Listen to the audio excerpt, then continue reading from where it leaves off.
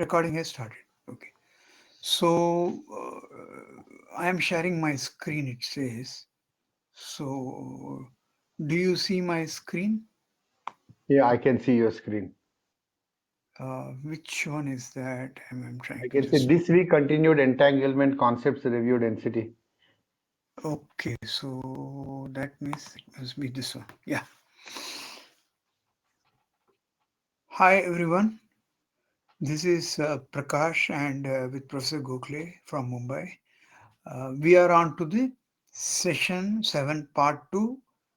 Part 1, we had covered uh, some of the aspects of the superposition entanglement, few of the flip gates and the amplitude bit gates and the flip gates.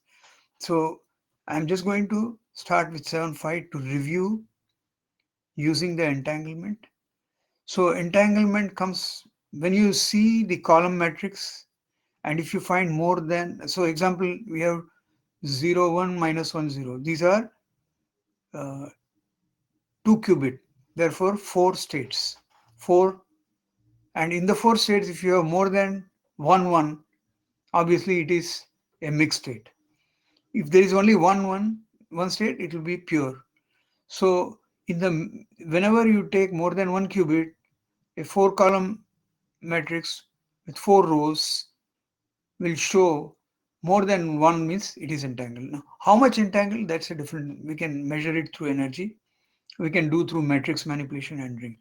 So, but one other thing to remember that whatever it is, this is 4-dimensional space vector.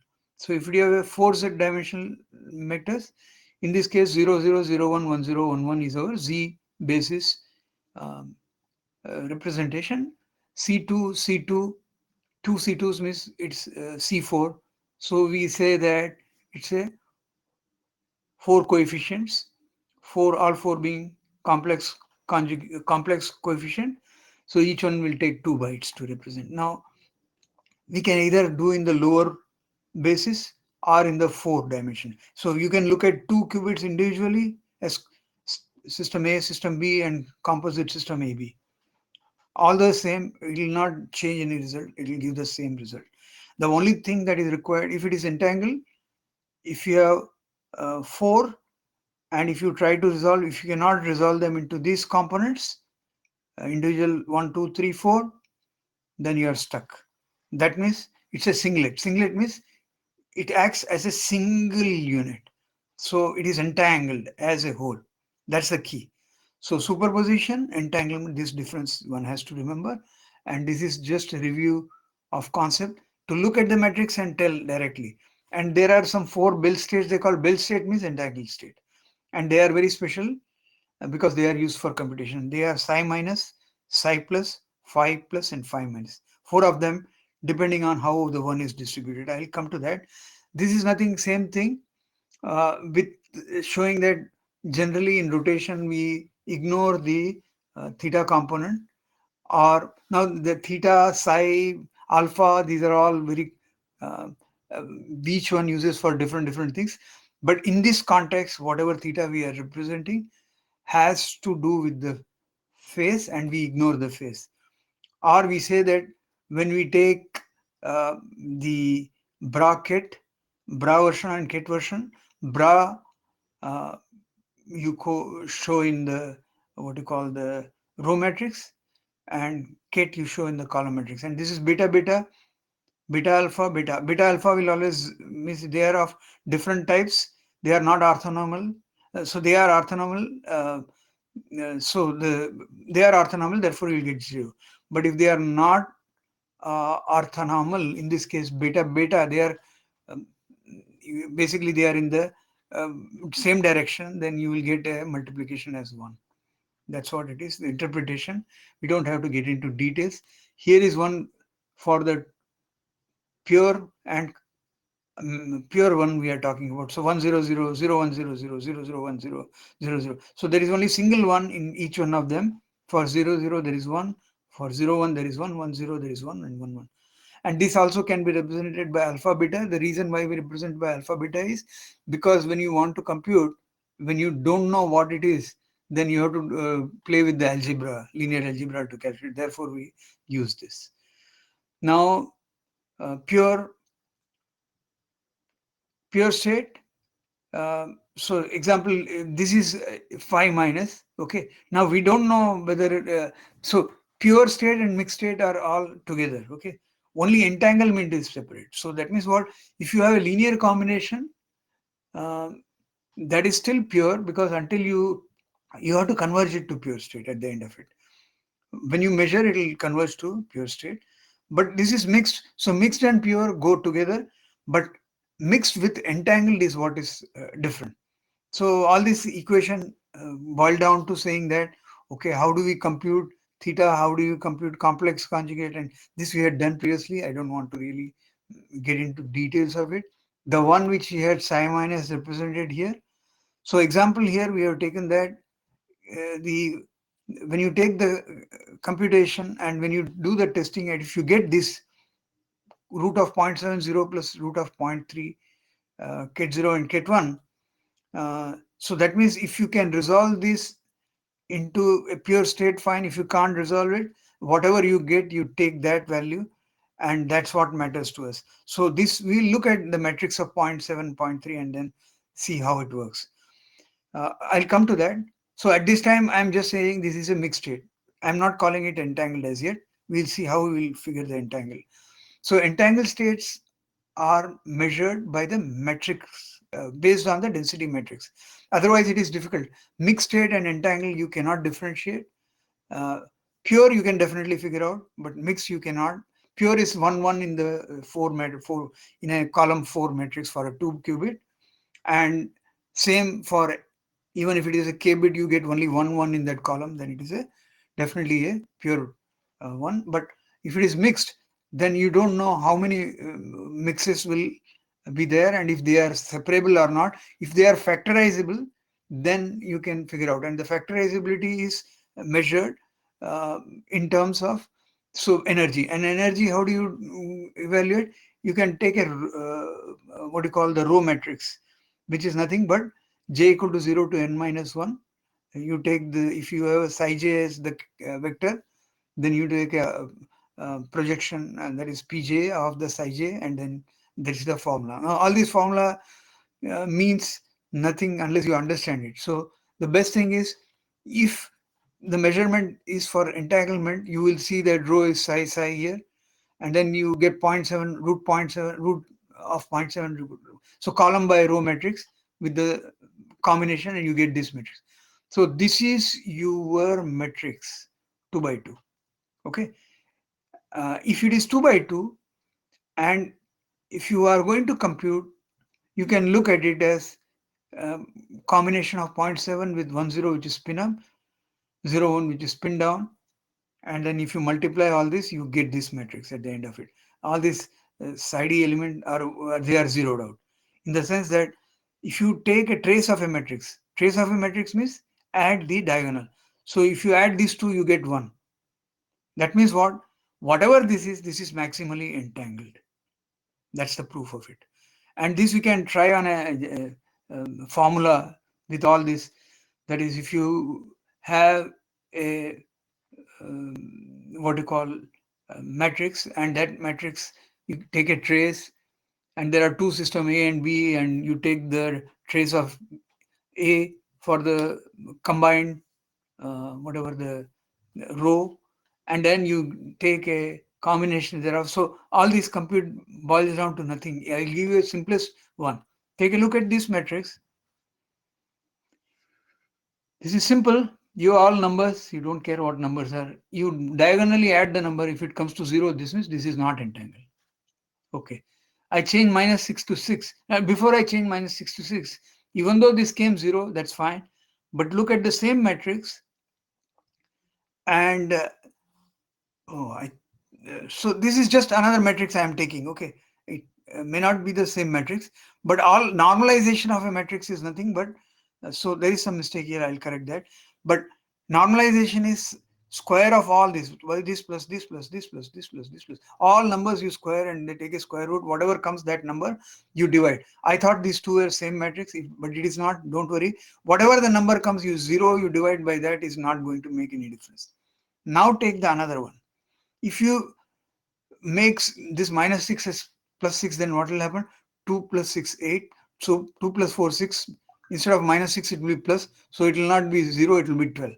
So whatever you get 12, now you take the square of 1 2 3 4 5 6, all these 9 elements, whatever that comes, that may not be 203, that may be some number, whatever, suppose it comes to 120, so 12 by 120, then you get 0.1, that means it is 10% entangled. Now, the matrix may not have these numbers. The reason I have put it is it's easy to compute and see.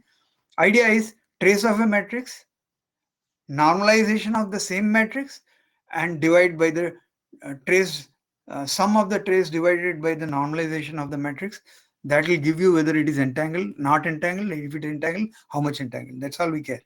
All these formulas lead to that. So all this complication of log stock you need not take. You can directly do if you have the number matrix. Okay.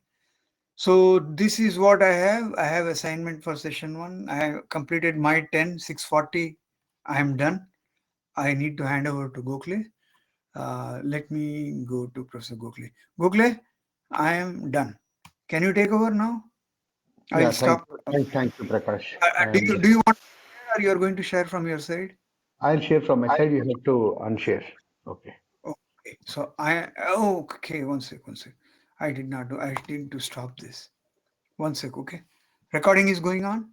Yes, I have not stopped it. Thank you. Go ahead. Yeah. Fine. Once again, a very good evening and thank you, gentlemen, for joining for today's session. I'm Gokhale signing in from Mumbai. I'm back from Europe.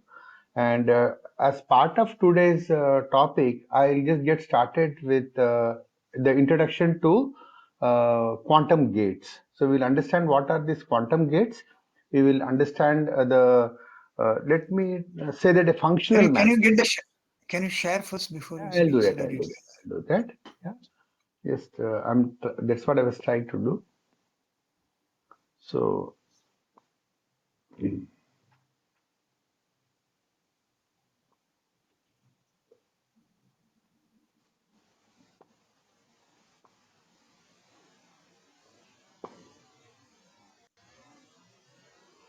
no. Can you see my screen, Prakash? currently it is showing not the share but your screen. Yeah, now we can see. Yeah. Good, good, good. Yeah, all Fine. Yeah, good. you can run into whatever mode. I'm going to the slideshow. Slide. Yeah. Yeah. Yeah. Good. Okay. Dhawal, you are seeing everything properly? Yes, all good. Good, good. Go ahead. So we now get into Gokhale's portion. Go ahead. Thank you.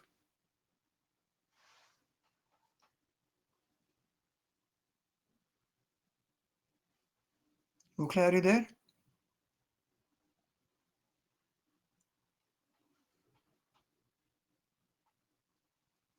Gokhaleji, you're gone mute. We can't hear you. Prakashji, you can hear me? I can Hello. mute Hello. anybody.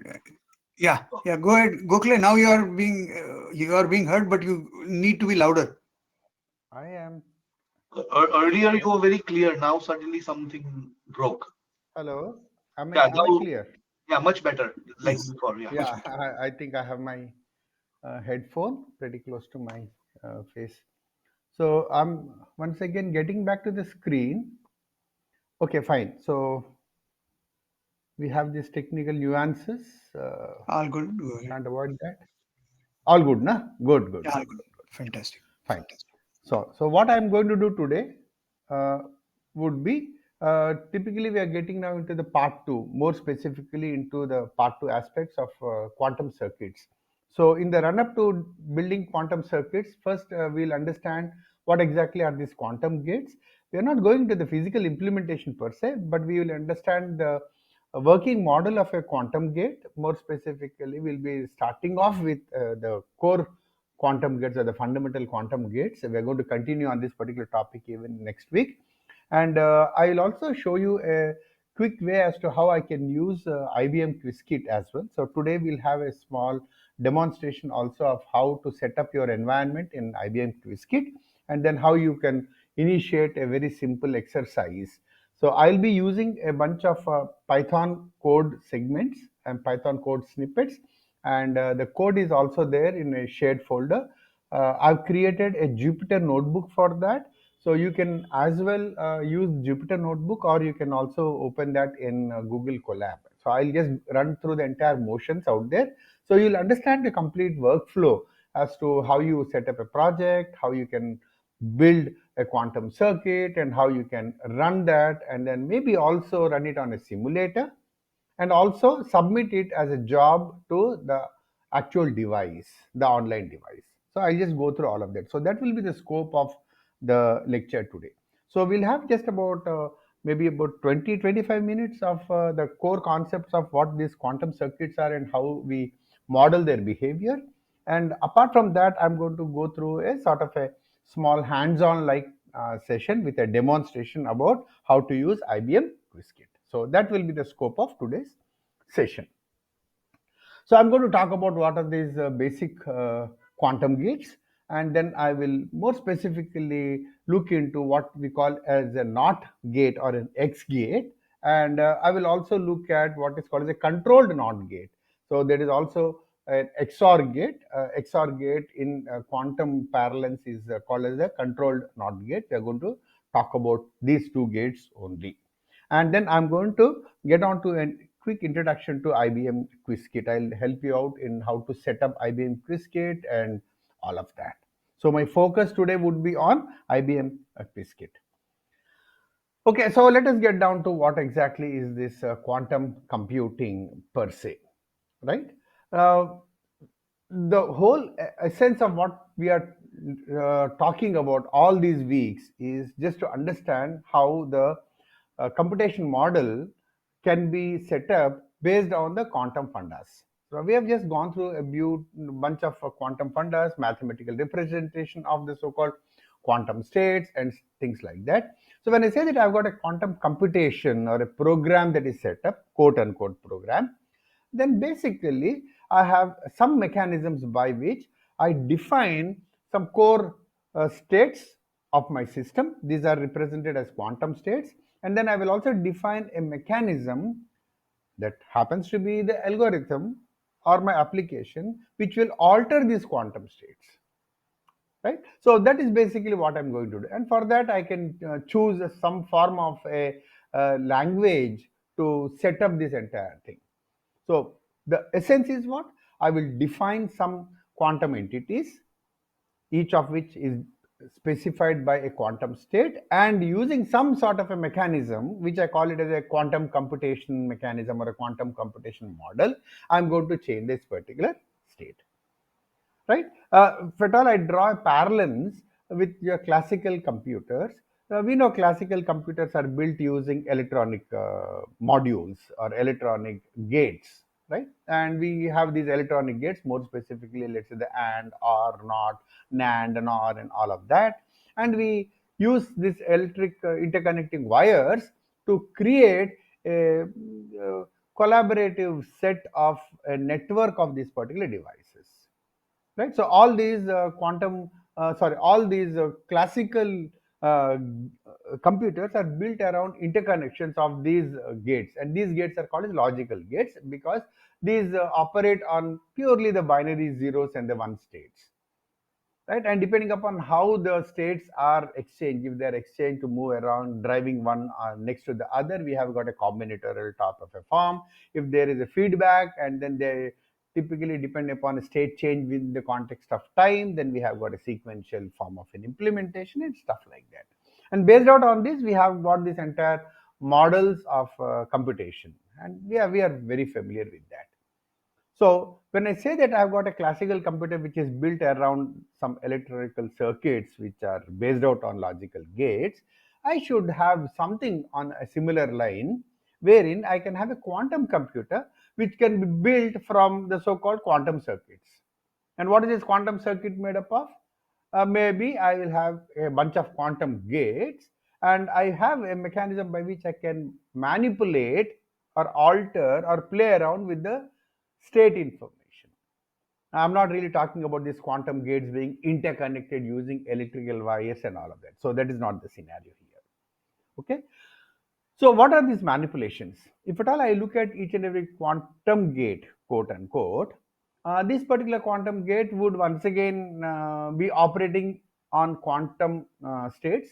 And if at all you have a vector representation, we already have seen that this vector representation will have a bracket type of a representation, or you can always say that, okay, I've got a quantum device which is having a state which is in a superposition, and I will have the operations as a series of rotations, right? We know about that. So any type of an operation which we perform, the operation would be defined by a matrix, and that particular matrix operates on the state, and it will translate into some form of a rotation in the so-called vector space.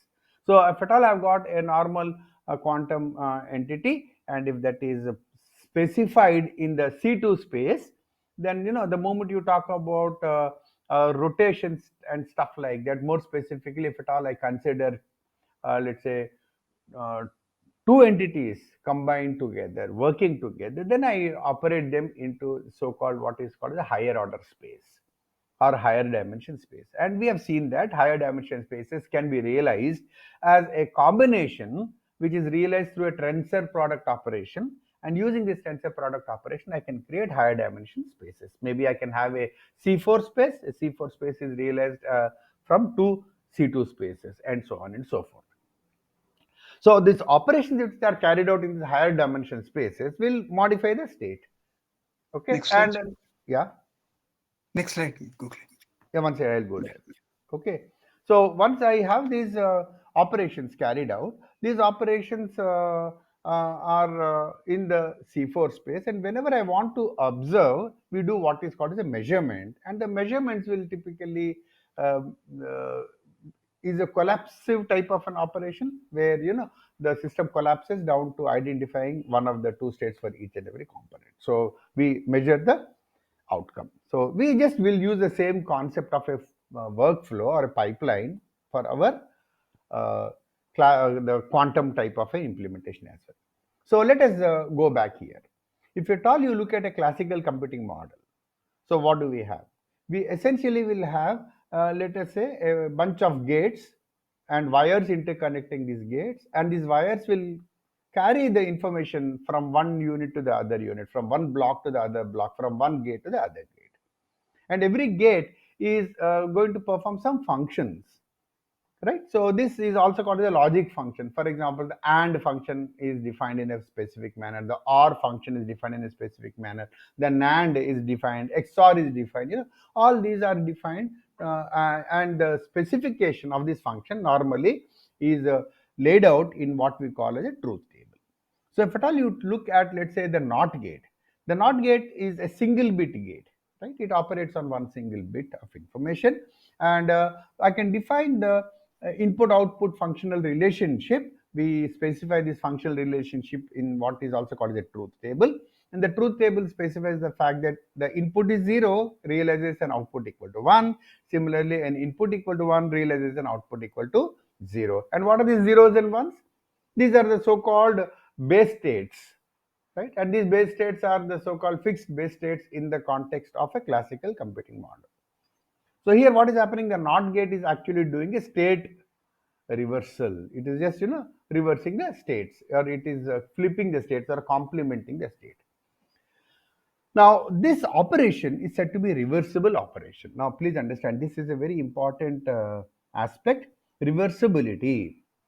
So what do you mean by reversibility? By examining the output, is it possible for me to uniquely define what exactly was the input? And if at all I can specifically define and determine the input, then I say that yes, the operation is reversible, right? So in the context of the NOT gate, if I know that the output is a 1, I can clearly define and determine the fact that the input was a 0, which caused the output to be equal to a 1, right? So, and vice versa. So this operation is a reversible operation. So let us move a little forward and identify what is meant by a non-reversible logic also. So you have this classical AND gate. The AND gate is like you are going to have two inputs and one output, and the functional relationship is identified by this so-called functional table or a truth table. And if both the inputs are ones, then only the output is a 1. Otherwise, the output is a 0. We know this table. Now, this is non-reversible simply because if you look at these three cases of an output, where the output is a 0, you cannot uniquely determine, just because output is a 0, what exactly was the specific input, because there is some confusion. It could be 0 0, could be 0 1, could be a 1 0. Because of this, we say that this operation is a non-reversible operation. So these non-reversible gates, or this so-called AND gates and OR gates, OR gate is also non-reversible. We cannot typically use them in quantum implementations. So that is basically one thing which you need to understand. Okay, so in quantum computation, the gates, whatever you're going to use, should be unitary. So what do you mean by unitary? If at all the functional relationship defined in the form of a matrix is U, then the matrix has to be unitary matrix. And for a unitary matrix, I know the fact that it should obey this relationship, wherein I say the U minus 1 or the U inverse should be equal to U dagger. Right? So that is a unitary matrix. And if you look at any unitary matrix, all unitary operations in quantum domain, all of them preserve the inner product of the vectors. Right? Just notice the fact that they have the inner product. The inner product will have to be within the same space. That is the meaning of an inner preserving the inner product of the vectors. And this also means the fact that the inverse also will exist. So all these are essentially the mathematical what you call premises which ensure the fact that every quantum operation is reversible. And if at all you look at a normal hyperspace, and then you have an operation which is doing a rotation of a vector, that rotation of a vector is also reversible. I can rotate the vector back by the same way I have rotated the vector forward. So I can rotate the vector backwards also. So in your hyperspace, all your rotational operations are also reversible. Okay, so please understand from a implementation point of view, reversibility indicates the fact that there is a clear one-to-one mapping which exists from the output state to the input state. Okay, so this is also very important to just remember. So what do we mean by that? If at all there is one output state which I know, there has to be only one and only one input state which realizes this output. Then only I say that I've got a unique mapping between the outputs and the inputs, and that will allow me to develop a reversible system. So the gates are said to be reversible, the functions are said to be reversible. So when you look at a quantum gate, how you implement or how you model or how you simulate this is a different aspect though. But these quantum gates are quite similar to your normal classical gates. But only thing is what? They have to have a output which is reversible. They cannot have a degenerative type of an output, right? So when I say degenerative type means what? That means what? I cannot really determine what exactly was the input which allowed me to specify what caused the inputs, right? So they cannot be degenerative. So what do you mean by this degenerative, and why do you have to really focus on this? When you talk about any quantum gate, the computations which I perform, right? If at all they are not reversible, then we land up spending more energy. They become energy inefficient. The entropy of the system actually comes down, and that they become energy inefficient, because of which I cannot really effectively implement even in let's say electronics or even in any other physical form, right? So my idea is to somehow minimize this energy, and for that the gate should be reversible. So that is one type of a what do you call a driving force for implementing quantum gates. Obviously mathematically also, when you talk about the quantum phenomena, all these quantum phenomena that are explained are completely unitary and reversible. So in a normal case, a conventional system, you store the state of a system in a register, right? Similarly, you have what is called the quantum register. And what will the quantum register store? That will store once again the state of the quantum system. Right there, the bits are now qubits, and these qubits will also have to be supporting superposition. So now you define the a quantum register which can store the state of a quantum system, and this will typically define the states as superposition of the basis states.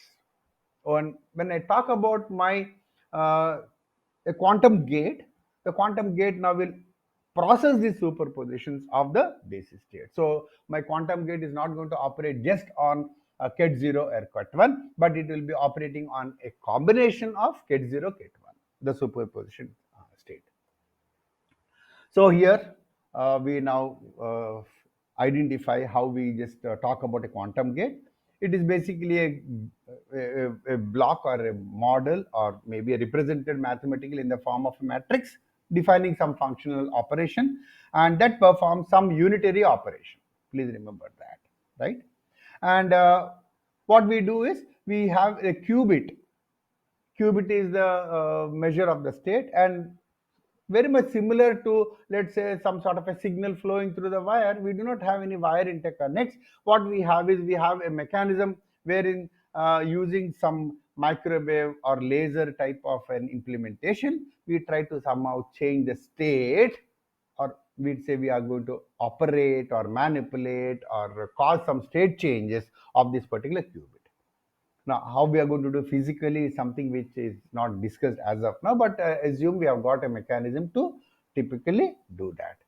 Okay, so whatever is the operation that is defined as a function that now works on the state of that individual qubits, and the function is invariably denoted in the form of a matrix representation.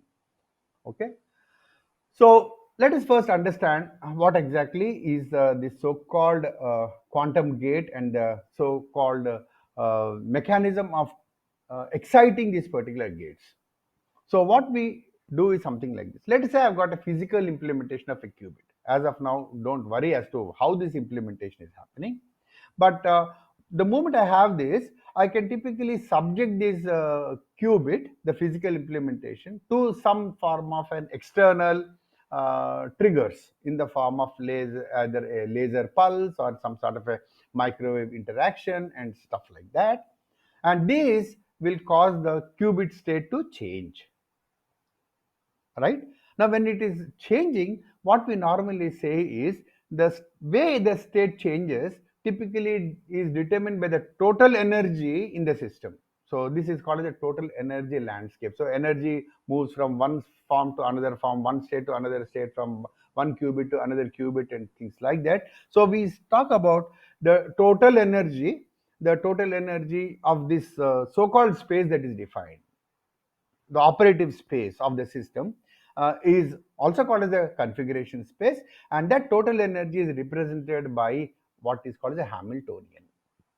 Okay, so the Hamiltonian, for example, if you take one qubit, the one qubit could be in the ket 0 or the ket 1 state, and we have got this alpha beta as the probabilities, right? So the total energy is now specified in the context of a Hamiltonian that is defined, that tells me what exactly is the total energy with respect to the qubit, right? So the total energy once again could be the square root of alpha square plus beta square.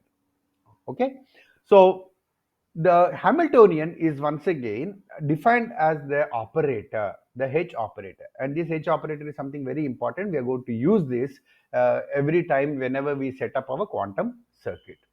Now, incidentally, the way this energy changes across the state changes, or across the what do you call the interacting qubits, is all defined by the Schrodinger's equation. So let us not really get into that so-called quantum physics aspects out of it.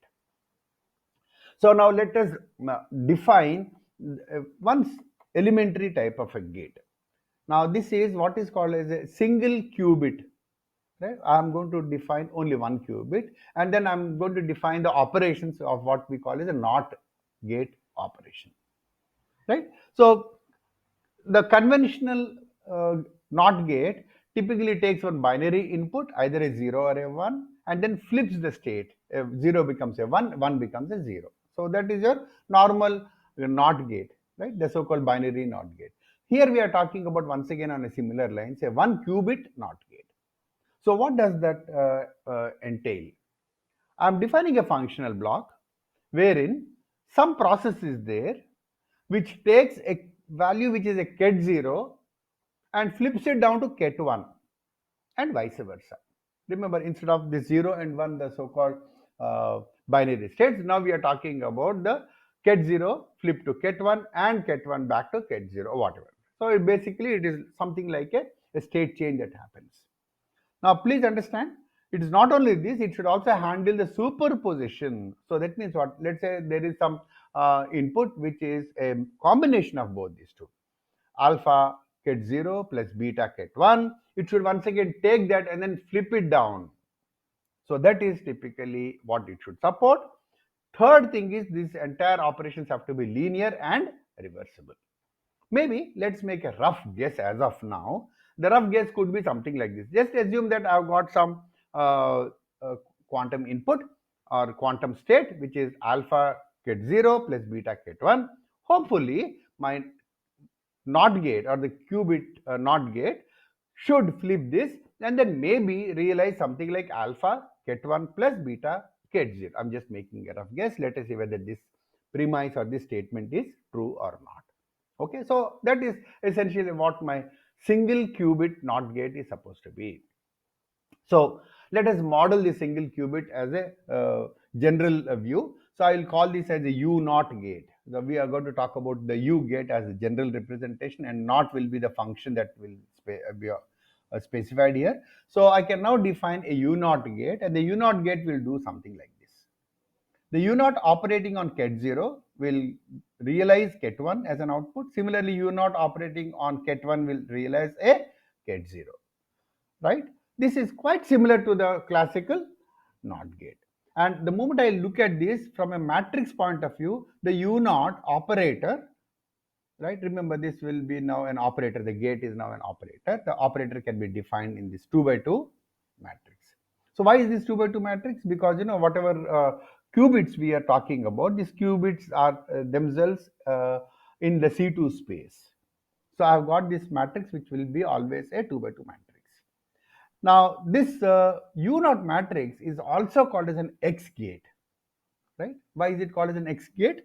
If you look at this matrix is also similar to the sigma X matrix. So what is the sigma X matrix doing? It is converting a vector from the Z dimension down to the X direction, right? So that is the reason why this is also called as a sigma X type of a operation.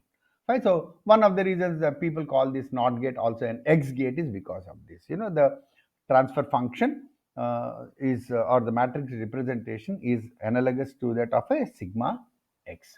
So let us take this and then try to operate on, let's say, 2 digital states. Remember, ket0 is represented in a column vector 1 0. Similarly, ket1 is represented as 0 1. Right? We know that.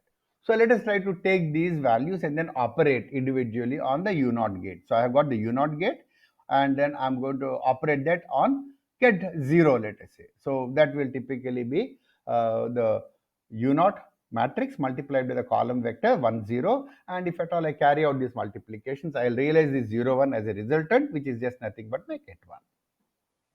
Right? Similarly, look at the other side. This is my U0 operator operating on ket1. So the U0 operator is this 2 by 2 matrix, and operating on ket1. That ket1 is a column vector of 0 1, and once I realize this multiplication, I will get the output as 1 0. So that is my ket0. Right? So I've just taken both these two basis states, and then I just perform this operation on the matrix representation, and I conclude the fact that the U0 gate is essentially flipping the state. Okay, so if you look at the coefficient representation for each of these, you will ensure and you will see the fact that the alpha becomes beta and vice versa. So let us also quickly say that. So if at all I take my U0 gate and then actually operate on any quantum state, like I got it as ket psi. Ket psi is equal to alpha ket 0 plus beta ket 1. And if I operate my U0 onto this ket psi, notice the fact that ket psi is represented by a column vector alpha beta. And if I multiply this with my U0 matrix, I will see that the result becomes beta alpha. So which also means the fact that the resultant is beta ket 0 plus alpha ket 1. Right? So I can now combine all of these and then put them into a small representation, and the representation goes in something like this. I have a block X, that is my representation for the gate X, and this will be the input. The input will be the the vector or ket psi. Ket psi is equal to alpha ket 0 plus beta ket 1, and the outcome would be phi modified state, and the phi would be equal to beta ket 0 plus alpha ket 1. Right? So the U0 gate will swap the coefficients of the base states. Please remember that. So what I can now do is something like this. I can extend this. Imagine I have something like a 2-bit register, right? So I've got two separate uh, uh, quantum states, and now I can apply this to a 2-bit system. So I can now define what is called as a 2-qubit NOT gate. And this 2-qubit NOT gate obviously now will be working on two 1-qubit NOT gates. And because of this, I now talk about operating in a higher order vector space. So it will be C4 vector space. Each one of them is just nothing but a C2 vector space. So combination of two of them will be the C4 vector space. So with C4 vector space, I will have the states to be represented as, let's say, AB. So combinations of AB. So when I say AB, the combinations of them, that will be 0, 0, 0, 1, 1, 0, 1, 1. And when you typically look at the overall state, what are the 0, 0, 0, 1? These are the base states. So once I have got this base state 0, 0, 0, 1, 1, 0, 1, 1, I can typically talk about the respective coefficients, the probabilistic coefficients. So they could be, let's say, alpha, beta, gamma, and delta. So here I've got my input, which is my psi vector. My psi vector is alpha 0, 0, beta 0, 1, gamma 1, 0, and delta 1, 1. So here when you talk about a combined state, the general representation could be, let us say, AB. The state could be AB. In that particular case, A is said to be the most significant bit and B is the least significant bit, right? So when you have any representation, even in Boolean also, you have got the leftmost one as the most significant bit. So when you have a digital representation of AB, A is the most significant and B is the least significant value. So here also, I now have this psi, and this is now typically projected or presented onto two 1-bit NOT gates, and this will generate an output. Now please understand, this output is not operating individually, but it is now operating in unison. It's operating on in unison. So that is the case wherein I have typically a entangled type of a behavior. And what do I get as an output? I get this output as the output vector phi, and this output vector phi once again has a reversal of all these coefficients.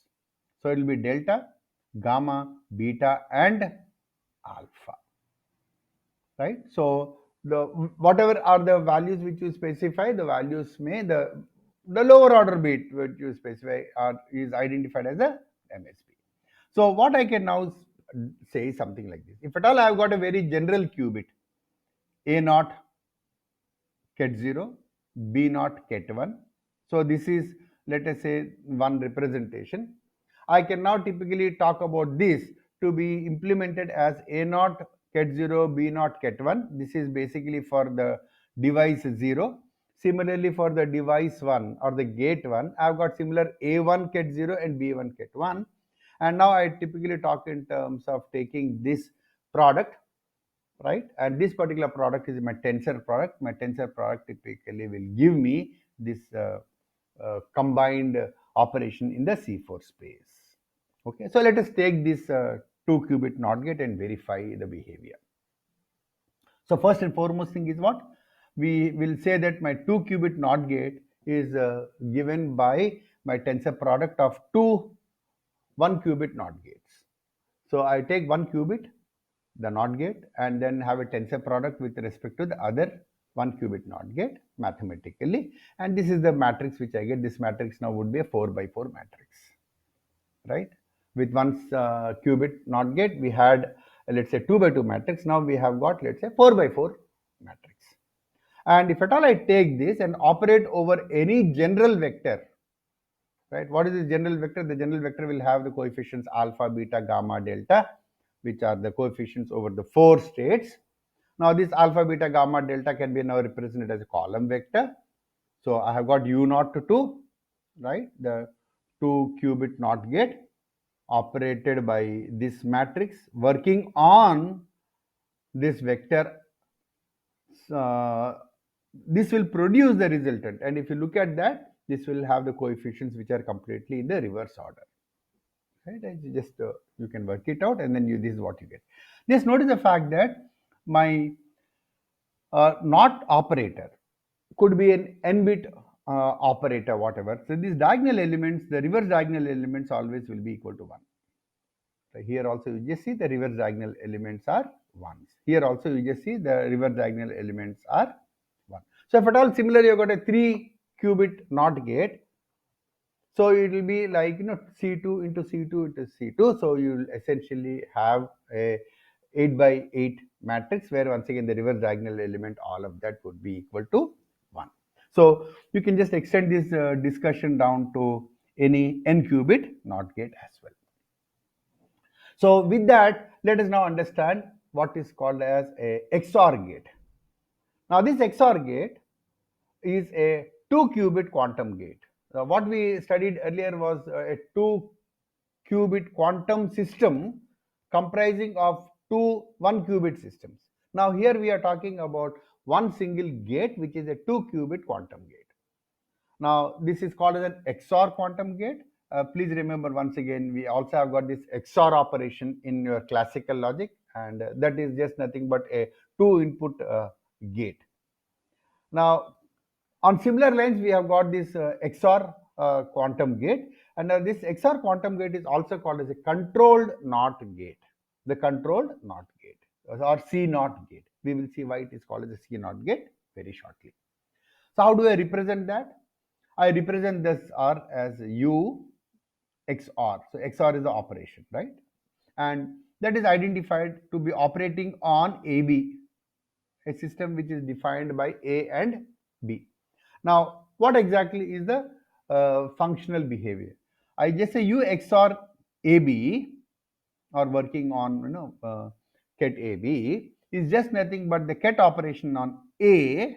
First value is A. The second value is A exclusive or B. So AB, what I have to do is, this is the first value, this is the second value. The first value is the same. The second value is replaced by the binary normal classical exclusive or operation between A and B. And notice the fact that this is specified in the C4 space. Okay, so because it is specified in the C4 space, that AB can be in any one of the 4 states, the basis states, you know that, right? 0, 0, 0, 1, 1, 0, 1, 1. So we can now define this now completely, the complete functional operation. So what I will say is something like this. XOR is operated or applied to any basis states AB, right? A could be 0 or 1, B could be 0 or 1, and the outcome would be yet another basis state, and that particular basis state is now denoted by A. The second one is A exclusive or B. Okay, so if you look at this A exclusive or B, this A exclusive or B is just nothing but A, which is the first value as it is, B or the second value is A exclusive or B. And how does it realize? We realize this as a tensor product between these two ket values. Okay, so for example, if at all I've got 0 exclusive or 0, this is exclusive OR gate, right? 0 exclusive OR gate in normally classical exclusive OR operations is nothing but a 0. Similarly, 0 exclusive OR 1 will be equal to a 1, 1 exclusive OR 0 is equal to 1, and 1 exclusive OR 1 will be a 0. So a conventional exclusive OR operation works something like this. If both the inputs are the same, the output would be equal to a 0. If the inputs are dissimilar, the output would be equal to a 1. So once again, notice the fact that your conventional exclusive OR gate, just because the output is equal to 1, you cannot determine whether the input was a 0 1 or a 1 0. So once again, your conventional exclusive OR gate is non-reversible. But I just defined my operation out over here. So using this, let us now understand how my 2-qubit XOR gate operates on the basis states. Okay, so if at all I take 0 0, right, the XOR operating on 0 0 or ket 0 0 will realize that the first value to be equal to 0, second value will be equal to an XOR operation between these two numbers, right? So that will be equal to 0 0. Similarly, you XOR 0 1, right, XOR 0 1 will be once again nothing but 0, the first digit, and the second digit would be an XOR between these two digits, right, 0 and XOR 1. So I'll have the resultant as ket 0 1, right? So ket 0 1 remains ket 0 1. Ket 1 0, once again 1 is there, so this becomes 1 as it is. A will be replaced A, and the second value would be equal to XOR between the first two. So it will be XOR of 1 XOR with 0. So 1 XOR 0 will be equal to 1. So ket 1 0 changes to ket 1 1. Similarly, ket 1 1 changes to ket 1 0. So for each of these state, I have a mapping which is unique. So if at all you observe that these are absolutely unique mappings, because of which this XOR, the unitary XOR is just nothing but a reversible gate. And close observation also reveals the following things. In this case, this gate only flips or changes in the last two cases. The first two cases, it does not change the basis states. So once again, observation tells me this. If the bit A is equal to 0, the output does not change. Whereas if the bit A is a 1 in both these two cases, the output, the second bit flips. Right? So what I can now say that is the first bit, the bit A, is now defining whether the second bit will be remaining unchanged or whether the second bit will flip. So in that context, I can say that the first bit is controlling the behavior of the second bit. Okay, that is the reason why this is called as a controlled NOT operation. So once again, in a matrix form, this is the representation of an XOR gate, and I'm not getting into the details of how you can typically get that. If at all you just work it out and realize the product of the tensor product between the two values, you will be typically getting this. So I define this XOR operation as a 4x4 matrix operator, and if I just operate on any of the basis states, remember this is the basis state 1 0, right? Basis state 1 0 should give me 1 1, right? So remember that basis state 1 0 should give me 1 1. So when I operate on this is my basis state vector for 1 0. If I operate multiply on that, I will be getting this outcome. This is just nothing but the basis state vector representation for 1 1. And you can verify this even for all the remaining states as well. Okay, so I can now conclude the overall behavior of the CNOT gate. So the CNOT gate does the following. If the value A, now it is, what is that? The CNOT is operating on a state AB, right? So the state AB is represented as ket AB. So in this, if the A is equal to a 0, in the outcome the B will be remaining unchanged. Whereas if the A is 1, then I will flip or I will negate the B. So what is that negation operation? The NOT operation will be applied. So that means what? The NOT is applied conditionally, right? So that is the reason why this gate is also called as a controlled NOT gate or the CN gate, right?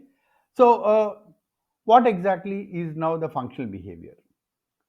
I have the bit B which either comes as it is at the output or changes the state. Right? So the bit B is said to be the target bit. Bit A decides whether the target will change or not change. So that is the reason why the bit A is called as a control bit. Okay, so I've got a whole bunch of examples. You can just work it out over here. For example, you have got ket10 because the bit A part out over here is equal to 1, it will cause a change in the state. So the NOT operation is applied, and because of which I get it as a 1 1. Similarly, if at all I have got the input as 0 1, because A is equal to 0, the second bit B will remain unchanged. The NOT operation will not be applied, right? Because it remains unchanged, I will get the output as 0 1 as it is. Okay, so that is the functioning of the controlled NOT gate. So once again, I can put this into a general form, represent this as a 2-qubit vector. So I'll talk about the state as alpha, beta, gamma, delta, and is operating on a 2-qubit vector, and this 2-qubit vector is represented by psi. So XOR operating on psi will be once again the same XOR matrix multiplied and working on a 4-bit column vector having the values like alpha, beta, gamma, delta, and this will once again multiply. You will just see the fact that these coefficients are all reversed. Okay, so where are the coefficients reversed? These coefficients are reversed out over here. Alpha, beta in the states out over here remain the same. Inversion happens only at the bottom. Now remember this is totally different from using this two 1-bit NOT gates. In the two 1-bit NOT gates, all these values were reversed, whereas out over here reversal takes place, inversion takes place only in the bottom two cases. So I can now represent this operation something like this. So this is a model representation. The model representation will be like this. I'll have 2 bits from the psi, right? So this is my control, this is my target bit. So A and B. So the bottom line is denoting the most significant bit, the top line is denoting the least significant bit. So remember the value is AB, right? So this is my control A, this is my target B, most significant bit and the least significant bit. So my control A is now controlling the behavior on the target, and depending upon whether the value of A is equal to 0 or 1, this target bit will be either released as it is or it will be flipped. The NOT gate will be applied. Okay, so this is once again the same representation in the form of a truth table. So A and B, A is the control bit, B is the target bit. The outputs will be once again the most significant bit, which was the earlier A bit as it is, and the B bit in the output will define whether it is going to be released as it is or whether it will be complemented depending upon the value of the A bit. Okay, so this is the functional relationship or the truth table as we can loosely call it. This is the representation for the CNOT gate. We will also talk about very quickly the Hadamard gate. We are going to talk more about this Hadamard gate a little later on, but I'm just including that for the sake of completeness, simply because when I show up a quantum circuit, this quantum circuit will require a Hadamard gate, right? This will be the first operation which I'm going to perform before I actually implement any other quantum operation. So for that reason only, I'm just talking about this Hadamard gate. We are going to talk more about this. The Hadamard gate is a 1-qubit gate. Okay, and what does this 1-qubit gate mean? It can be applied onto any of the basis vectors. The basis vector values could be ket0 or ket1. And the Hadamard gate converts these basis vector states into a superposition of these two basis vector states, right? And more specifically, the simplest type of a conversion is it will convert this ket0 to ket0 plus ket1 upon root 2 and ket1 also to ket0 minus ket1 upon root 2. So these are the two superposition states of the basis states. And if you look at this is also once again a conversion from the sigma x, the sigma z to the sigma x. Okay, so the Hadamard gate typically also creates what we call as a superposition of the two basis states. And why do I require this? Whenever I want to put up a quantum gate, now the input has to be given, and the input has to be given which is a combination, superposition of the basis state. So that is the reason why we always use a Hadamard gate, which converts these basis states into a superposition of the basis states. Okay, so that is by Hadamard gate. Uh, Technically speaking, in a matrix form, this is how my Hadamard gate represents, and it is defined as H equals to 1 over root 2. Matrix is 1, 1, 1 minus 1. And if at all I operate this H matrix on the basis states, if at all I operate it on Ket 0, if you represent Ket 0 in this column form, you get this as 1 over root 2, Ket 0 plus Ket 1. And similarly, if at all you talk about Hadamard matrix working on Ket 1, the same thing works out to be equal to 1 over root 2 multiplied by Ket 0 minus Ket 1. We are going to talk more about this, how to derive that, what is the implementation details, and more mathematical fundas behind this in subsequent sessions.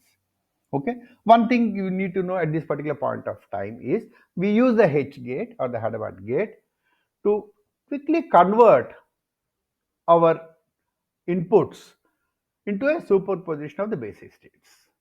Okay, so that the moment I have got these inputs converted as superposition of the basis states, I can present them to my quantum circuits. Okay, we will build the quantum circuits, and you will see that Hadamard gates are the first stage of an operation. So with this, let us get on to a small demo. Okay, so what I have got on the demo is the usage of IBM Qiskit. So before I show the demo, let me quickly give you some features about this IBM Qiskit, and then we can, because we are going to work on IBM Qiskit for quite some more time, so it is always good that we know some basic concepts about this IBM Qiskit. So it is an open source SDK primarily meant to set up a quantum circuit. And the best part is the quantum circuit can be set up, and also you can execute this quantum circuit either in a simulated environment, or you can also run this on a physical device, the quantum device. And the quantum devices with some limited capabilities are made available for people like you and me, and we can typically use that infrastructure and submit our quantum circuit for execution on the physical device. So all this workflow is what is realized using this IBM Qiskit or IBM Quantum Experience, as we call IBMQ. Okay, so what is this Qiskit? The Qiskit has to be set up, and you get a runtime, and that particular runtime allows you to have a RESTful interconnection. There will be REST calls which are set up, and that particular RESTful interconnect is set up onto your current runtime, your local runtime, and the remote devices runtimes.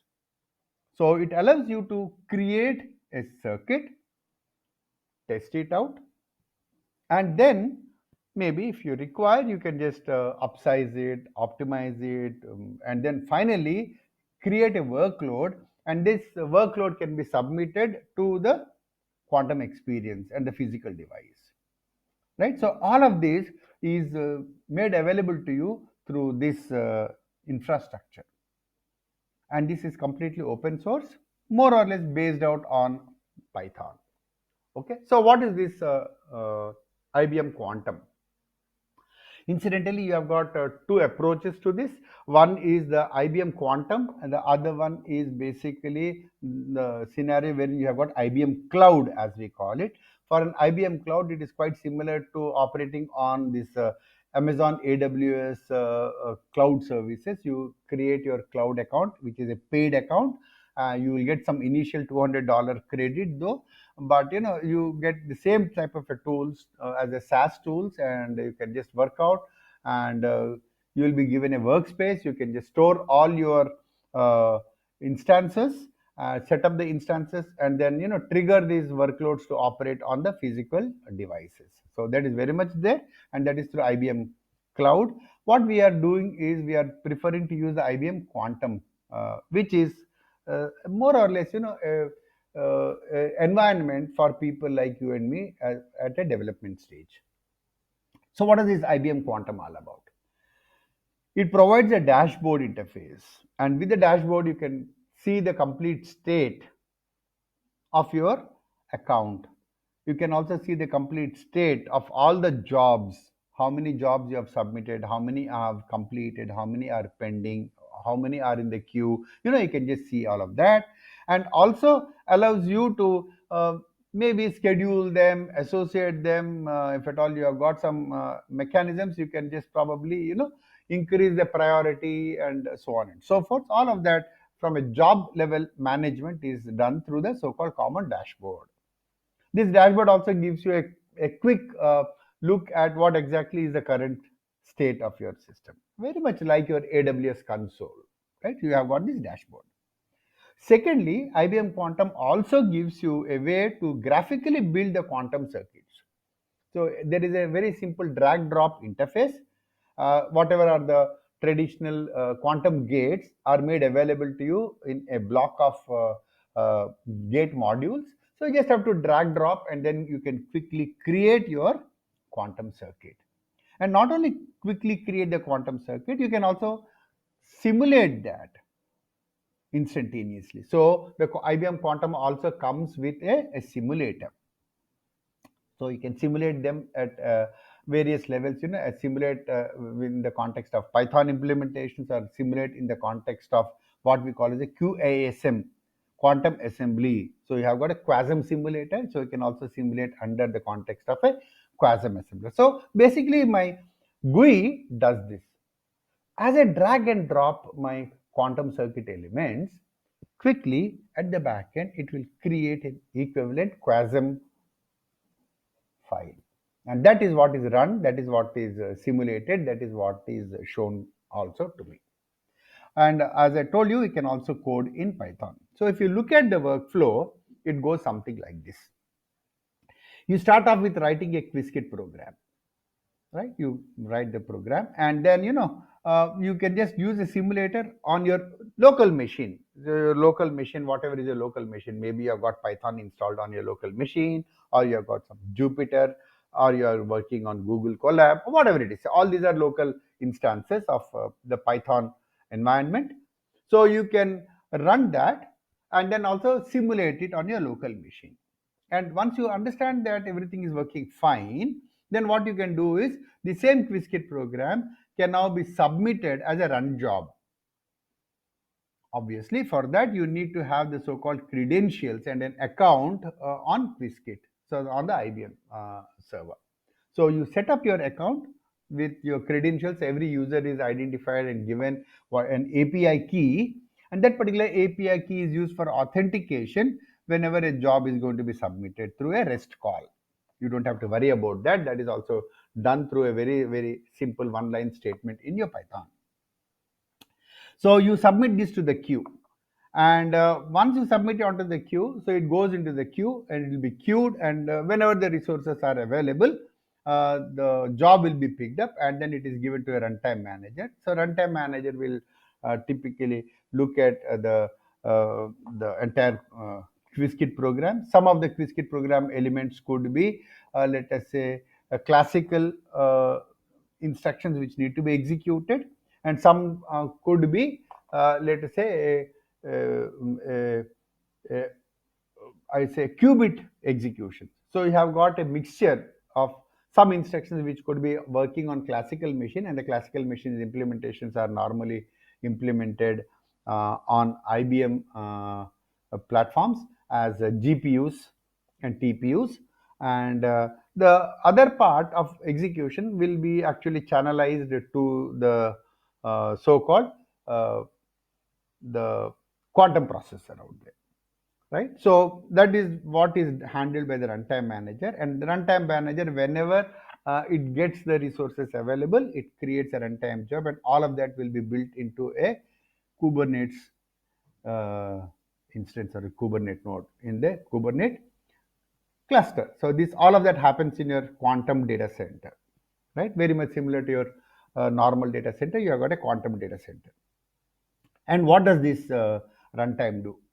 The runtime schedules and executes your code on the actual execution kernel. And this execution kernel in turn interacts with the underlying quantum hardware, right? So you can just see if at all I submit it down to one of the quantum uh, nodes at a quantum data center. Let's say I pick up Perth, or I can pick up Sydney, or there is also a data center in Kolkata as well as in Mumbai as well. I can identify where I want to execute this. I can choose that.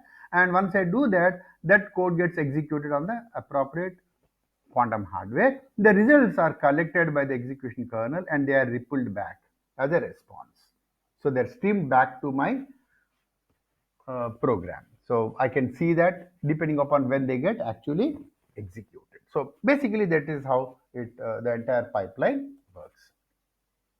So now the question is, how do I operate on this? We have got two modes. One is I have got a cloud-based mode, or the other one is a local system. So a cloud-based mode is something quite similar to working on any cloud platform. So here also you can just choose to set up the IBM cloud account. Obviously, it is a paid account. You will get some initial $200 of the free credits. I'm not too sure what exactly are their charges. Maybe the entire $200 of credit could just wipe off in a maybe a month or maybe a week's time. So I'm not too sure about that. I do not have a cloud account with IBM. So what I have done is I just created my IBM account out there, a non-cloud account, and that allows me an access to the so-called quantum instance. But my entire development now would be on my local machine. So I have the second option, which is the local system based. And what is my local system? My local system could be anything. It could be based out on standard Python that is installed, or it could be based out on Python with some standard, let us say, SDK or standard GUIs, right? Or IDEs could be like Spider. I can use PyCharm or IDEAL or whatever, or any sort of standard. Or I can also use in the context of even the Google's Colab. So what I'm showing you out over here is a scenario wherein I've set up Anaconda, because Anaconda also provides a Jupyter notebook. So I'm working on Jupyter notebook on my local machine. So don't worry, if you do not have Jupyter notebook, you can just have a normal Python installation and then also use any of the IDE. If that is also not there, you can still continue working on your Google Colab.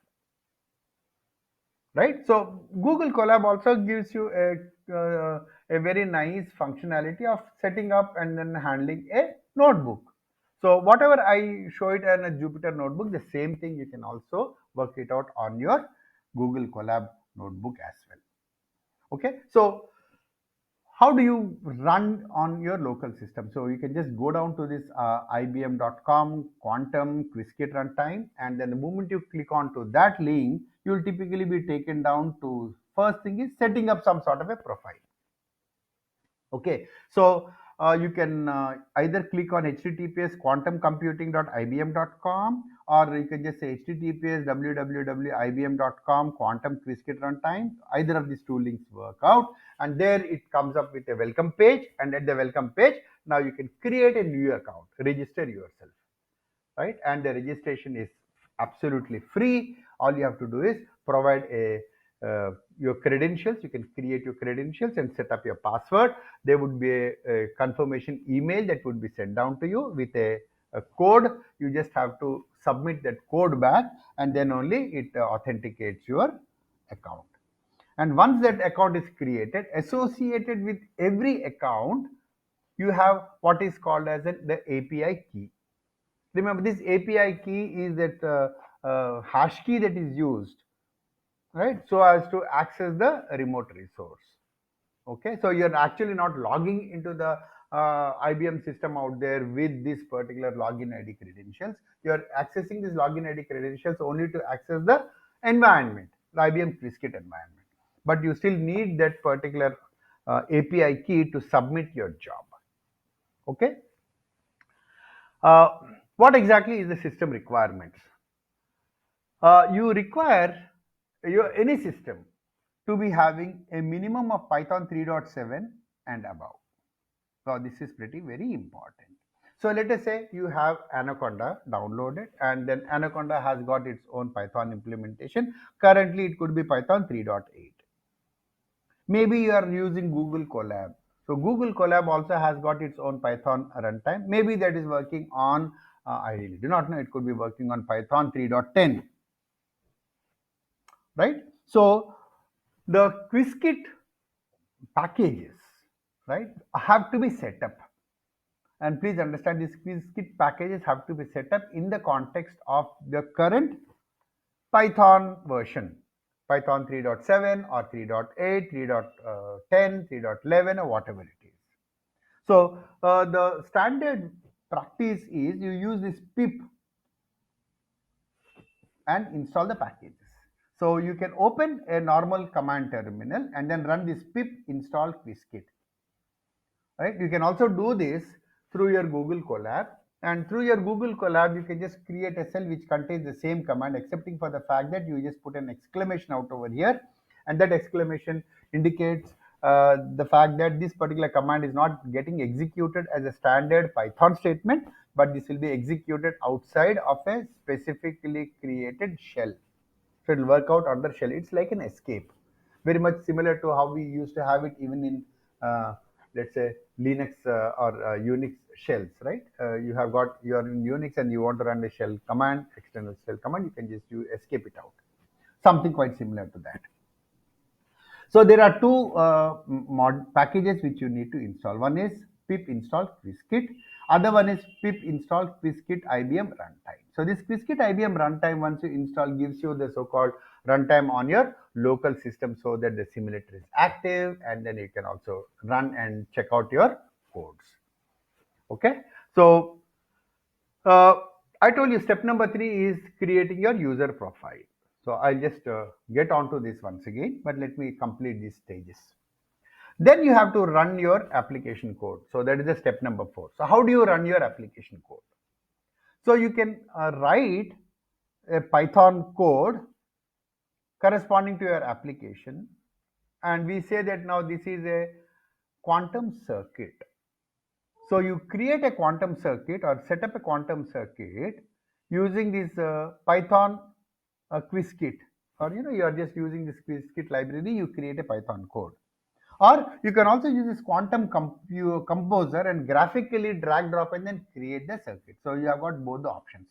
You can use the Python way, or you can also go ahead and then directly drag drop and then create through the quantum composer. So first stage is what you're going to build your quantum circuit, either through a code, a Python program code, or using the graphical interface.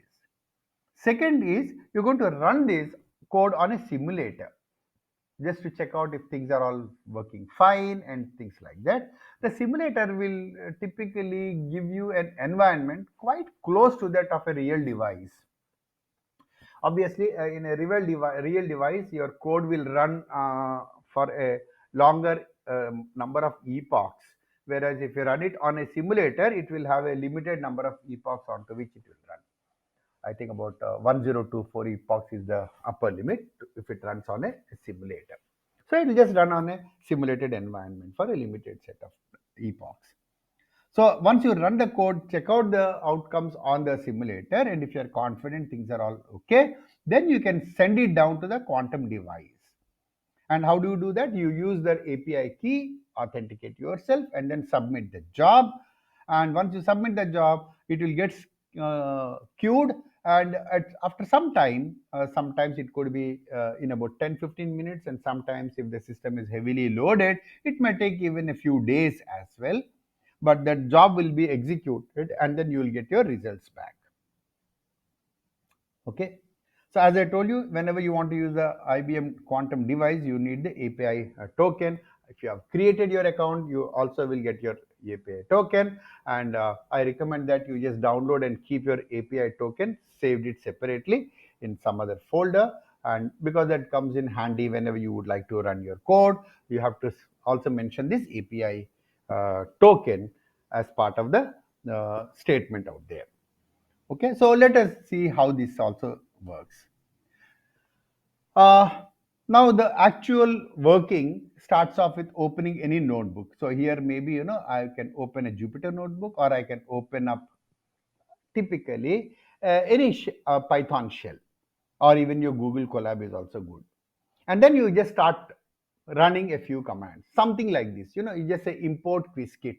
The moment you say import Qiskit, this is a Python way of making available this Qiskit module and the complete bunch of functions out there, methods out there, right? So this module will now be made available.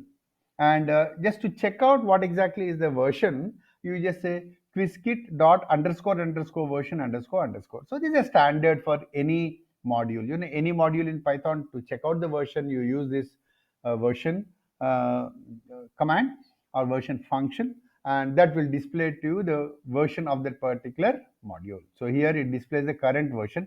At this particular time, as of today, the version is 0.24.2. Maybe after a few days, it could be slightly enhanced and a much more modified version as well. You can also do this. You can just say qiskit dot underscore underscore qiskit version underscore underscore. This will display not only the version of Qiskit, but also displays the version information about the associated component packages. So along with Qiskit, you also require some support packages. So it will also show you the version numbers for each one of them.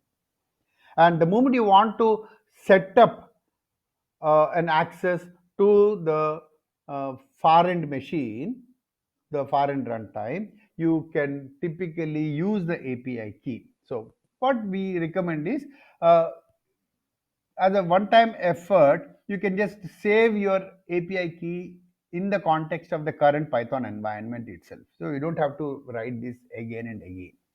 So to do that, you just say from Qiskit import IBMQ. Right, so IBMQ is the quantum experience, and you just say IBMQ dot save underscore account. You specify your API key, whatever is the API key, you mention that here. And the moment you run this, this API key now will be saved in context with the current Python environment. So as long as you are within the same Python environment, you don't have to recreate and then submit this information every time.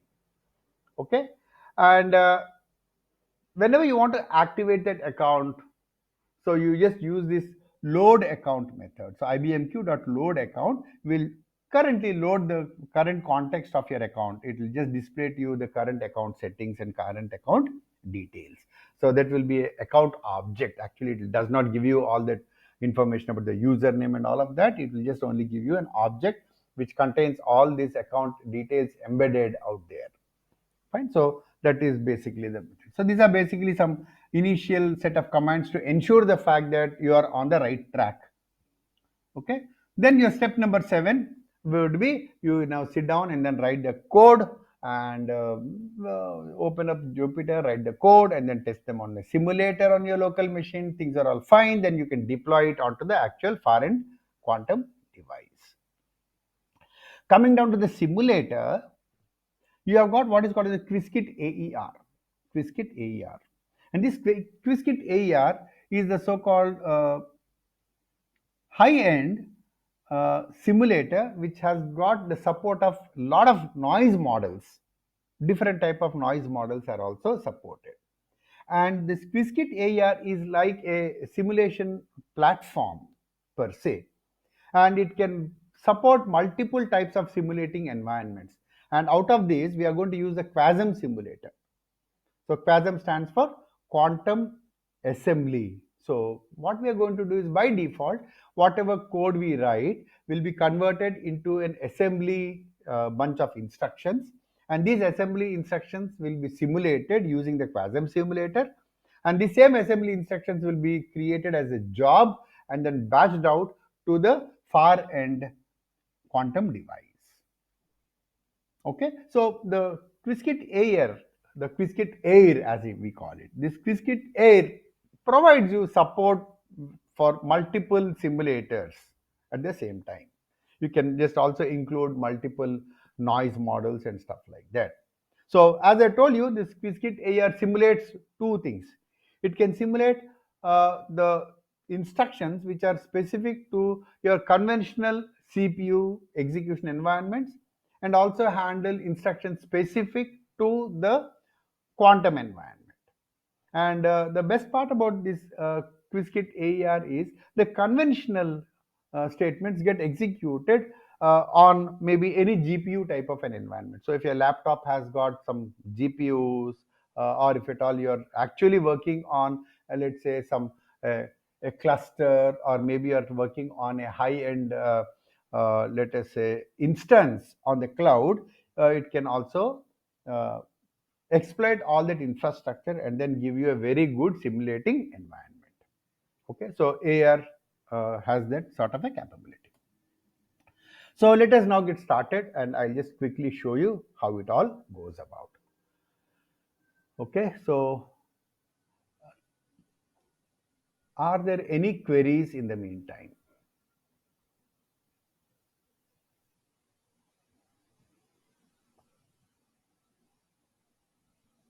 Okay, Dhaval, surprising, Dhaval has been silent today. Yes, no, You just haven't. listening to you through the things. Yeah. So demo. So that was you take us through some stuff. So Yeah, now you're going to show us yeah, I'm demo. going to show the demo. Okay. Yeah. So Okay. Yeah. Waiting. I'll take about 15 minutes for this. Maybe I'll just extend the session by about 5 to 10 minutes. Okay. Great. Okay. So thank you. So first and foremost thing is what you can get onto this IBM Quantum, right? And if at all you do not have an account, click on this and then create an account. And if you already have an account, go over here and sign in. So I have an account. I don't think I have to show you how to create an account. That is pretty trivial. So I'm just signing in into my account. So I will just put in my account details. My account is gokhleji@yahoo.com. That is my ID. And then I will supply my password. It requires a 12-character password. I hope. Yeah. Great. So it is authenticating myself.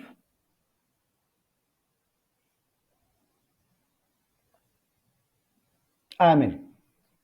Okay, so this is welcome Gokhale Jayanti, and I'm basically all in. Okay, so there were some couple of errors in some recently supplied jobs. So there was some 3 months ago. So all of that will be there. And what I can, this is my basic interface, right? And this basic interface allows me to either work in with the IBM Quantum Composer or the Quantum Lab, right? See, remember when I say Quantum Lab, this is where you actually need to have a IBM Cloud account. I do not have an IBM Cloud account. I have only the IBM Quantum Composer, which is more or less free. So I can launch this out over here. Secondly, this is my profile. If I just click on my profile here, I will see my signing information, and I will also see my account settings. Let me just quickly click on this account settings, and this is something pretty very important. You can manage your own account, and you can reset your password, and this is what I was telling you, this IBM API token. So this is my token which is pre-created, and then you can download this, right? So just click on this, you can just copy the token onto your clipboard, and then you can save it, right? If I save it, it just goes into a pretty long token which I have saved it, and I am going to use that subsequently. And I can probably, if at all I feel that my token has been sort of compromised, I can create a new token as well. And I can manage my account. I can also delete my account. Right now, I'm not interested in doing that. Not only that, I can also see the instances which are currently set up for me, right? So there are these sort of systems are available, and with 8 systems and 5 different simulators are available for me.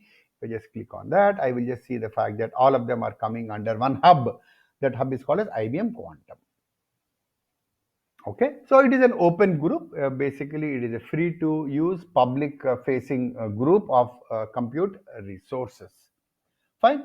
So I can just once again go back here and I can launch my composer. When I launch my composer, right, this is what I was telling you about setting up the so-called graphical interface. So it just sets off giving me all that is required to create a circuit. So these are the elements which are there. I can drag, drop, and then create a circuit. Okay, and out over here, I can obviously save these as my circuits and load an existing circuit. All of that will be there, though. I'll show you about how to do this in the next session. I'll just show you how to build a slightly more interesting type of a circuit. But trust me, very simple. All you have to do is drag it and place it here. As simple as that. Now, if you know how to do that, the moment I've dragged in a H gate, uh, just see what I said. This is a Hadamard gate. Immediately, I can see the fact that the output are decomposed into the two basis states 0, 0, and currently it is 0, 1. And the probabilities are the same 0, 0, and 0, 1 has got 50-50 probability each. And now you can also see the representation out over here in the sphere. So it is your 0, 0, and 0, 1.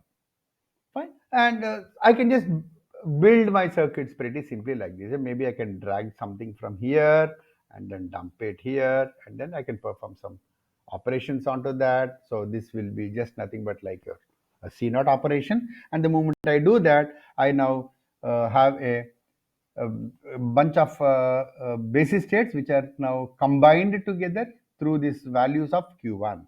And now once again, now see the fact that my uh, probabilities are now distributed between 0, 0, 0, 1, 1, 0, and 1, 1. And as a standard, it is just once again giving me a probability of 50-50. That's how it is basically set up out there.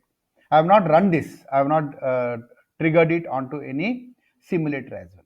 So as you build your circuit here on the GUI, these are all the components. These are all the various gates which are available. The Triloi gate and stuff like that. You have got various gates. So you can just pull these gates and then try to combine them together and then create a quantum circuit. As simple as that. And the moment you, as you drag and drop, depending upon the interconnects, now a code gets generated here. Can you see that? This is my code. Now this code is in assembly language, right? Quite similar to the assembly language which we have for maybe your uh, Intel i86 machines. So here also you have got some sort of a assembly code for the quantum machines. The quantum machine is now identified to be having a bunch of classical registers, a bunch of quantum registers, a bunch of gates which can be defined, and then excitations can be defined. And you can also define an operation wherein you can capture and measure the outcomes at any particular point of time. And the moment you measure the outcomes using some measuring mechanisms, obviously notice the fact that the states collapse to one of the basis states, and whatever has been measured, you can capture that and display it. So that is how you have a functionality. Any classical program also have got some input mechanism, some processing mechanism, some output operation. So quite similarly, you define all of that. And as you drag drop into this workspace, right, you can see the fact that your code gets built out over here. Now this is what will have to be executed. Fine. I'll not get into this right now, but let me show you something out over here. I can click on this and then see all the jobs which are there. So currently it says the fact that this particular job is not submitted and not pending. And I can just see all the files, all the circuits which I've made. So this is something like an untitled circuit. Can I ask a question? Yeah, sure. So on the right side, that Hadamard gate, the line 6, right? H space Q0, Right. right? Yeah, that is a Hadamard So, gate. so You're right. right, Hadamard gate. So there is no result assigned to that thing, right? So in a classical programming, you would say some kind of variable equal to that thing. Right. So here you have got this entire matrix representation for the Hadamard gate bundled out over here as one function. So this is something like, you just directly invoke, let's say you have got an AND operation. If you know, let's say x86 programming, you have got the add operation, the AND operation, the logical operation. Similarly, the Hadamard operation is like a simple instruction. So this is the Hadamard function. Yeah. Yeah. Okay. We will go through this assembly a little later on. Once we understand the mechanics, I'll definitely spend time to take you through the assembly way of coding as well. So some people are comfortable writing at assembly level rather than writing at Python, right? So I'll just take you through that also. Okay, thank you. Okay, yeah. So this is the circuit which I had created some 17 hours ago. So this is a complete circuit. So you can also see the current circuit behavior, and currently it is the probabilities are slightly different. They are not at 50-50, but state 1-1 is having slightly higher probability 51.26, and this is at a lower probability 48.73. Obviously together they will be equal to 1, right? So this is how it looks like. Fine. So I'm not currently getting into this part. So let me switch over to the notebook. Okay. I've created a Jupyter notebook, and this particular Jupyter notebook has a series of Python statements. So first and foremost that you need to do is something like this. You need to have access to a notebook. So if at all you are working on Anaconda, you need to download Anaconda, and then obviously Anaconda comes with its own Python runtime, maybe Python 3.9. So in that particular case, you have to install Qiskit Python modules in conjunction with the Anaconda's Python runtime. If at all I'm not using Anaconda, let's say I'm using Google Colab. Google Colab has its own Python runtime. Maybe it is using Python 3.10, 3.10. So in that particular case, once again, as far as my Google Colab Python environment is concerned, I once again need to set up my Qiskit environment out there. So the easiest way is something like this. Use this pip command. The pip command can be fired from outside of the workbook, or you can fire it within the workbook. And to fire it within the workbook, all you now need to do is what? Just uncomment this part and then create a subshell instance. You just run out of Python environment, and the moment you do that, the pip command will execute. I have already set up pip, so it will say that things are all working fine, but still, what I will do is to demonstrate that I will execute this particular shell, and on Jupyter notebook to execute the shell, I'll have to say shift and enter. Okay, so I execute this pip install Qiskit, and it will take a minute.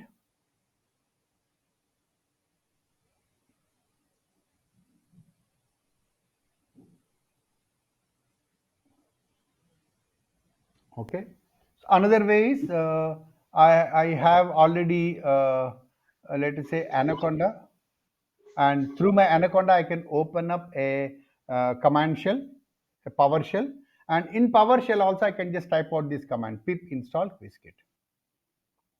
Okay, so that will set up my Qiskit. So if at all you are opening a Google Colab, I suggest that you can open this, just run this in Google Colab also. Okay. Yeah, I had a question. Yeah. The question is, all this is you're doing local. It's all on the simulator, right? On my local machine. On my local machine. It's all simulated. Yeah. No, I'm still not gone to the simulator. First, I'm just building my code. Okay. All right. So this is something like I'm using this sort of a thing as an IDE. I'm just building my code. Yeah, thank you. And my Jupyter allows me to incrementally build my application. I can write a bunch of statements, execute, bunch of statements, execute. So that is the reason why people prefer to use this the so-called notebook. See here, now the pip install is working. It just shows me the fact that all of this is already pre-installed. So requirements are all satisfied. So if it is not satisfied, it will go ahead and then download that particular packages, and then it will install all of that for you. So if at all you take this notebook, run it in Colab, kindly just uncomment this statement, and then instead of a hash, put up an exclamation mark and run that. It will just come up with a whole series of statements like this. After that, you also need to install Qiskit IBM runtime. So this is also required. So you have to once again uncomment this and then put up exclamation and then run this as well. So both these two will actually set up your Python runtime so that you can write Python code for quantum programming. Okay, so I have already done that. So I've just given this as part of my code here. The reason why I put up out over here is we are going to use Qiskit, and to use Qiskit we will have the import statement. So here is a small example of that, right? So the second activity which we need to do, I told you, is set up your IBM account. So if you have already done it, it's fine. As of now, if you are not really submitting any job to the IBM node, you can avoid this at this particular point of time. I'm not going to use that, but it is good that if you create it and then keep that API code ready with you. And after having configured Qiskit, then you have to say import Qiskit. And see, the moment you say import Qiskit, Qiskit is now available to you in the current context of your Python program. This is my Python program which I'm going to run. So let me just run this cell here. And the moment I run this cell, shift enter, import happens. And once import happens, now I can be rest assured the fact that the Qiskit, let's say, methods are available to me, and then I can run my Python code using this Qiskit API. Okay. So first and foremost thing which we normally need to do is check out on the version. So to check out on the version, I just say Qiskit dot underscore underscore version underscore underscore. Okay, so the moment I do that, it is supposed to be outputting this. So this is what I tried yesterday. So let me get onto that. I will just say shift enter. So it is displaying the same 0.24.2. Okay, so it is displaying that also. The job is done. And if at all you would like to get more details about the versions of all the associated packages, remember I told you about that. So you can just say Qiskit dot underscore underscore Qiskit underscore version underscore underscore. So what is this? This is always the module name. For example, you have got NumPy. So you can just say NumPy dot and whatever is the function you want to invoke from that particular NumPy module. Or some people say import NumPy as NP. So NP is an alias of that particular library that is imported, and you can just say NP dot whatever is the method, right? So understand, in Python, any function that we are going to trigger will always have to be associated with the package name, and the package name here is Qiskit. Okay, so this is another function wherein I now report a bunch of the version information for all the associated components. So let me run this statement here. You should be getting the same output.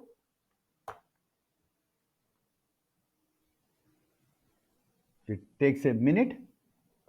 You can see the star indicates the fact that the cell is in execution. It will just display to you in a minute.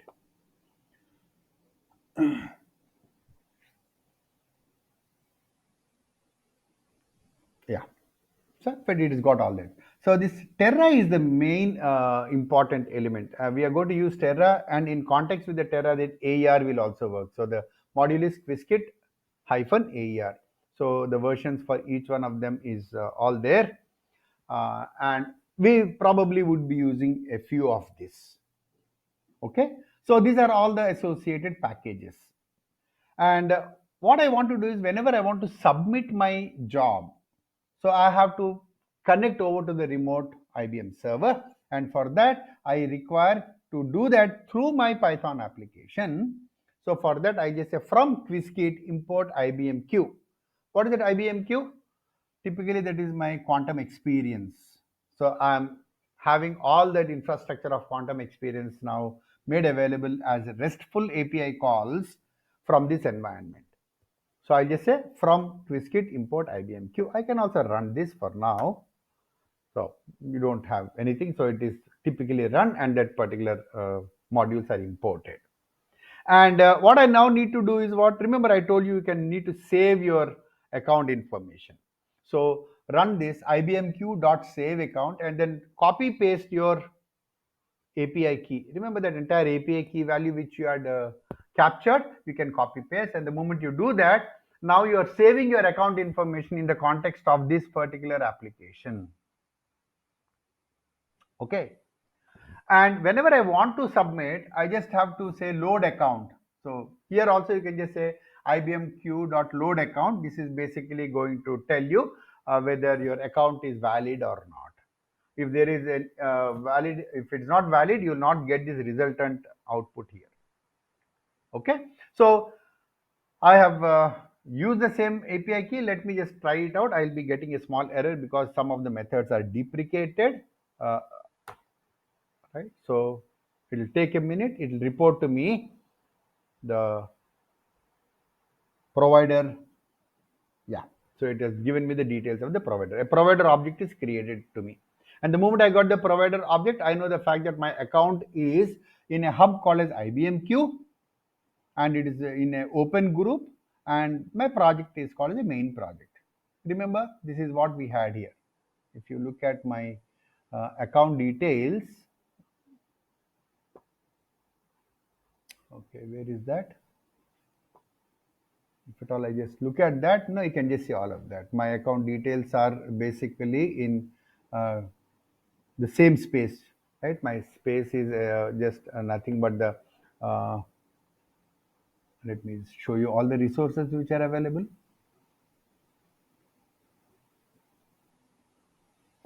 Okay, so these are all the resources which are available, IBM instances at all different places. And whatever is available for me to access are these. So I can access IBM Perth, IBM Lagos, IBM Nairobi, Jakarta. Some of them are paid, some of them are not, unpaid. Just see, these instances are basically experimental instances. So that is why you can go up to a maximum of 7 qubits and 5 qubits and so on and so forth. All these are free accounts, right? And with respect to the Quasum simulator, which I'm using, I can go up to 32 qubits and simulate that. Okay, so all these basically the same information is what is actually reported out over here in the object here. Okay, so I will just take you through up to the simulation. Give me another 5 minutes, and the actual deployment onto the real instance I'll show it to you in the next session. So my program starts something like this. I will say from Qiskit import star. Now, the moment I do that, I'm getting everything. Remember, the Qiskit had a whole bunch of other modules. No? We have just listed out all these modules, right? All these modules are there, packages are there. So I can pick up any one package and then I can use the functions in that particular package. I'm more interested in the simulator out there. So to use the simulator, I could have imported just the simulator, or I just did not bother. I just say from Qiskit import star will import all the modules. And then I will create an instance of the simulator. And how do I do that? I use the AER environment. Remember AER was there. So I just say simulator is equal to AER dot get underscore backend. And I just say Quasum simulator. So I just set up one simulator instance which is working under the AER environment, and the simulator, the backend simulator is a Quasum simulator. Remember, there could be multiple simulators out there. I'm just picking up the Quasum simulator. So let me run this and then we will create a simulator instance. Yeah, it is, the node is working. My goodness, something went wrong. I think it is Qiskit AER. See, I make mistakes.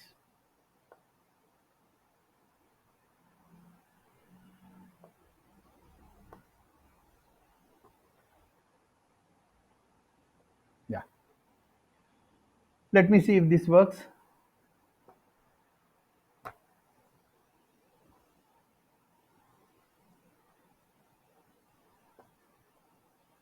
What has happened? I have a small issue. Just let me just check out. It has to be Qiskit AER.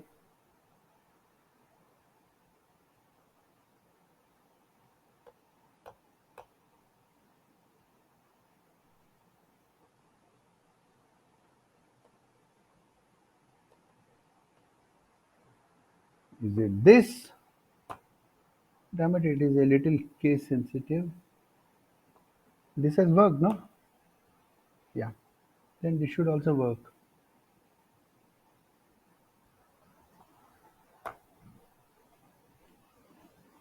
Here get backend.